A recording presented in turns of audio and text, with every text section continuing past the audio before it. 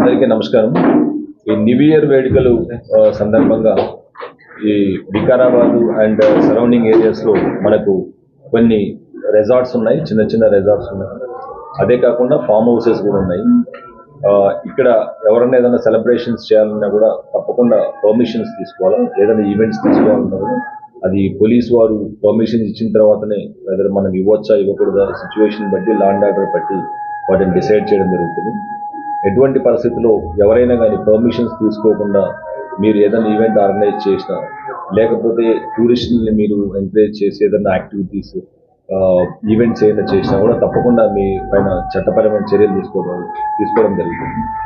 And మనకు హైదరాబాద్ దగ్గరగా ఉంది కాబట్టి చాలా వరకు టూరిస్ట్ వీళ్ళందరూ కూడా ఈ బైక్ రైడింగ్ అంతా కూడా వస్తారు.